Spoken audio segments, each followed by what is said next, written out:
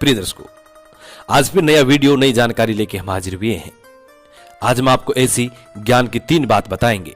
ये ज्ञान की 3 बात हम एक कहानी के माध्यम से आपको बताएंगे। ये बड़ी ज्ञानवर्धक कहानी है और बड़ी मोटिवेशनल कहानी है। इस कहानी को पूरा सुने। जो इंसान इन 3 बातों पर अपने जीवन में अमल करता है वो इंसान कभी भी नहीं ठगाता, कभी भी धोखा नहीं खा सकता। प्रिय दर्शकों, कहानी हमारे जीवन में हमें अच्छे कार्य करने की प्रेरणा देती हैं, हमें विफल होने से बचाने की प्रेरणा देती हैं, हमें आगे बढ़ने की प्रेरणा देती हैं। इसलिए कहानी को हमेशा पूरा सुना करें। प्रिय दर्शकों, इससे पहले जो लोग हमसे नए जुड़े हैं वो हमारे चैनल को सब्सक्राइब करें, बेल आइकन ऑन करें, अच्छे कमेंट किया करें ताकि हर आने वाली वीडियो का नोटिफिकेशन सबसे पहले आपको मिले और आप उसका फायदा उठा सकें। प्रिय दर्शकों, हमारे इस चैनल में हम रोज नई जानकारी, नई ज्ञानवर्धक कहानियां लेके आते रहते हैं। शुरू करते हैं प्रिय दर्शकों आज की प्यारी सी कहानी, ये प्यारा सा वीडियो। प्राचीन काल समय में एक राजू नाम का व्यक्ति एक सेठ के यहां नौकरी करता था। प्रिय दर्शकों, वो सेठ भी उस राजू नाम के व्यक्ति से बड़ा प्रेम करते थे और वो राजू भी अपनी ईमानदारी से, अपनी पूर्ण निष्ठा से उस सेठ के यहां नौकरी किया करता था। सेठ अपनी सुइच्छा से जो उसको तनख्वाह देता उसी तनख्वाह में वो संतुष्ट रहता था। कभी भी सेठ से कोई शिकायत नहीं थी और अपनी पूरी लगन, पूरी मेहनत और पूरी निष्ठा से सेठ के यहां नौकरी करता था। सेठ अपना पूरा कारोबार, पूरा घर बार, सब कुछ उस राजू नाम के व्यक्ति के भरोसे छोड़ करके चले जाया करता था। इतना ईमानदार वो राजू नाम का व्यक्ति था जो सेठ के यहां नौकरी किया करता था। प्रिय दर्शकों, नौकरी करते हुए उस राजू को काफी वर्ष निकल जाते हैं और एक दिन राजू को अपने परिवार की याद आती है। तो राजू सेठ के पास जाता है और सेठ से कहने लगता है कि सेठ जी, मुझे मेरे गांव जाना है, मेरे घर जाना है, मुझे मेरे परिवार की बहुत याद आ रही है और मैं अपने घर जाना चाहता हूं। राजू का सेठ राजू से कहता है कि ठीक है भाई राजू, यदि आप अपने घर जाना चाहते हैं तो बड़ी हंसी खुशी जा। सेठ राजू का जितना मेहनताना था, जितनी तनख्वाह थी, वो पूरा हिसाब कर देता है और राजू को वो पूरे पैसे दे देता है और सेठ राजू से कहता है कि राजू, आप काफी दिनों के बाद अपने गांव जा रहे हैं, अपने घर जा रहे हैं, इसलिए मैं आपको इनाम के तौर पर पुरस्कार देना चाहता हूं। राजू कहता है कि ठीक है सेठ जी, आप जो अपनी सुइच्छा से देना चाहते हैं वो दे दीजिए। सेठ राजू के सामने 2 ऑप्शन रखता है। सेठ पहला ऑप्शन राजू को बताता है और कहता है कि पहला ऑप्शन ये है राजू कि पहले ऑप्शन में हम आपको पुरस्कार के तौर पे 6 सोने की मोहर देंगे।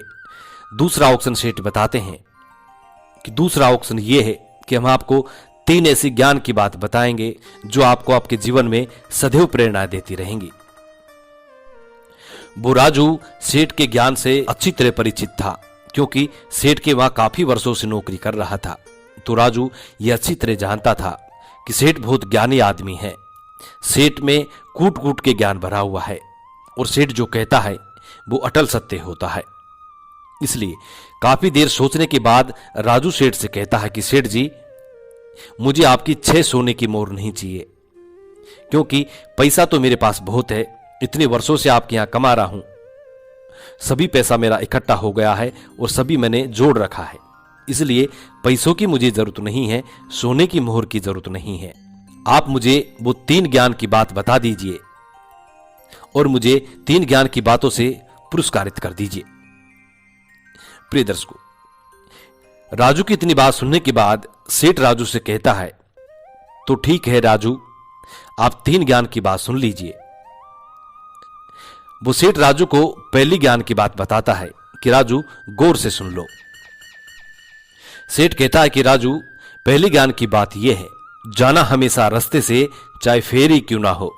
यदि आप फेर वाले रास्ते को छोड़कर और शॉर्टकट वाला रास्ता अपनाएंगे तो वो शॉर्टकट वाला रास्ते में आप फंस भी सकते हैं, आपके साथ धोखा भी हो सकता है। इसलिए रास्ता चाहे कितना लंबा हो, रास्ता चाहे कितना लंबा हो, चाहे उसके अंदर फेर ही क्यों ना हो, आपको हमेशा रास्ते से ही जाना है। राजू को सेठ की बात ये समझ में आ जाती है। दूसरी बात सेठ राजू से कहता है कि जब भी आपको तीव्र गति से गुस्सा आए उस वक्त आप हमेशा अपने गुस्से पर काबू रखना। जब भी आपको तीव्र गति से गुस्सा आए उस वक्त आप हमेशा अपने गुस्से पे काबू रखना। गुस्से में की हुई गलती हमेशा खतरनाक साबित होती है। राजू को सेठ की ये दूसरी बात भी समझ में आ जाती है। तीसरी बात सेठ बताता है कि राजू तीसरी बात को गौर से सुनिएगा। सेठ कहता है कि बैठना हमेशा भाइयों में, बैठना हमेशा भाइयों में चाहे बैरी क्यों ना हो, बैठना हमेशा भाइयों में चाहे बैरी क्यों ना हो। यदि आपकी भाइयों से आपकी दुश्मनी हो रही है, लड़ाई झगड़े हो रहे हैं, लेकिन फिर भी आपको बैठना अपने भाइयों में है। भाइयों से यदि आप अलग हो जाते हैं तो आपको बड़ी मुसीबत का सामना करना पड़ सकता है। इसलिए कितनी भी लड़ाई झगड़े हो जाए, कितनी भी दुश्मनी हो जाए, लेकिन अपने भाइयों से दूर मत रहना। सदैव अपने भाइयों में उठक बैठक रखना। तीसरी बात राजू को सेठ की ये समझ में आ जाती है। प्रिय दर्शकों, तीनों बात ग्रहण करके और राजू अपने गांव के लिए रवाना हो जाता है। राजू चलते चलते राजू को दिन छप जाता है और एक सराय में रात को विश्राम करने के लिए रुक जाता है। सुबह उठकर उस सराय से राजू रवाना होता है। जब राजू रवाना होता है तो राजू के साथ कुछ और लोग भी रवाना होते हैं। सब मिल करके और रास्ते रास्ते जाते रहते हैं। आगे से एक अलग रास्ता छटता है, आगे से एक रास्ते के दो रास्ते हो जाते हैं। राजू के संग वाले जो लोग थे वो राजू से कहते हैं कि भाई हम इस शॉर्टकट रास्ते से चलेंगे, ये रास्ता हमें बहुत जल्दी पहुंचाएगा। उसी वक्त राजू को अपने सेठ की कही हुई बात याद आ जाती है। सेठ ने कहा था कि भाई जाना रास्ते से चाहे फेरी क्यों ना हो। राजू उन लोगों से कहता है कि भाई लोग, मैं इसी पुराने रास्ते से जाऊंगा, नए रास्ते से कदापि नहीं जाऊंगा। प्रिय दर्शकों, राजू पुराने रास्ते में रवाना हो जाता है और राजू के संग वाले जो लोग थे वो नए रास्ते से रवाना हो जाते हैं। कुछ देर आगे जाने के बाद राजू को एक गोलियों जैसी आवाज सुनाई देती है, मारपीट की आवाज सुनाई देती है। प्रिय दर्शकों, जो नए रास्ते से लोग गए थे उनको लुटेरे लूट लेते हैं। कुछ लोगों को मार देते हैं, कुछ लोगों को घायल कर देते हैं और उनके पास जो भी पैसा टका था, जो भी सामान था, उन सबको लुटेरे लूट करके ले जाते हैं। और राजू अपने सेठ की कही हुई बात से वहां से बच करके आगे निकल जाता है। प्रिय दर्शकों, दूसरे दिन राजू अपने घर पहुंच जाता है। जब राजू अपने घर पे पहुंचता है तो देखता है कि उनकी पत्नी किसी अन्य जवान लड़के से हंस हंस करके बातें कर रही थी। राजू कुछ देर खड़ा होकर देखता है और सोचने लगता है कि जवान लड़का कौन है जो मेरी पत्नी से इतने हंस हंस करके बातें कर रहे हैं। उसी वक्त राजू को तीव्र गति से गुस्सा आता है और राजू घर के अंदर घुस जाता है। पास में पड़ी एक लाठी उठाता है और उस जवान लड़के पे वार करने वाला ही था। तभी सेठ की कही हुई बात राजू को याद आ जाती है। सेठ ने कहा था कि जब भी आपको तीव्र गति से गुस्सा आए तो अपने गुस्से पे हमेशा काबू रखना। राजू सेठ की उस बात को याद करके अपने गुस्से पे काबू करता है और लाठी को रख देता है और धीरे से जाके अपनी पत्नी से बात करने लगता है और पत्नी से कहता है कि ये कौन है। अपनी पत्नी से कहता है कि ये लड़का कौन है। प्रिय दर्शकों, उस राजू की पत्नी जब राजू को देखती है तो खिल उठती है। उसकी खुशी का कोई ठिकाना नहीं रहता है। लेकिन राजू फिर अपनी पत्नी से पूछता है कि ये लड़का कौन है। तो राजू की पत्नी जवाब देती है कि ये तुम्हारा ही पुत्र है। राजू की पत्नी कहती है कि तुम्हारा पुत्र है, शहर से पढ़ाई करके ये आज ही आया है और आज ही तुम आ गए हो। कितना अच्छा संयोग है आज। प्रिय दर्शकों, राजू अपने सेठ की उस बात को याद करके और आंखों में आंसू भर लेता है। कहता है कि सेठ जी, तुम्हारी बात बिल्कुल 100% सत्य होती है। राजू कहता है, अपने सेठ को धन्यवाद करता है और आंखों से आंसू बहाते हुए अपने सेठ को याद करता है और कहता है कि सेठ जी, यदि आपने मुझे ये 3 बात नहीं बताई होती तो मैं आज अपने ही हाथों से अपने पुत्र को मार देता। प्रिय दर्शकों, राजू को दो बात बिल्कुल सत्य साबित होती है। अब राजू अपने गांव में कुछ दिन रुकता है। राजू के 7 भाई थे। सबसे छोटा राजू था और 6 भाई राजू से बड़े थे। राजू कुछ दिन अपने गांव में ही रुकता है और अपने परिवार के साथ अपना समय बिताने लगता है। राजू अपने परिवार के संग इतना घुल मिल गया कि अपने भाइयों की राजू को याद तक नहीं आई। राजू अपने किसी भी बड़े भाई से मिलने के लिए नहीं गया, बच्चों के साथ मस्त रहता।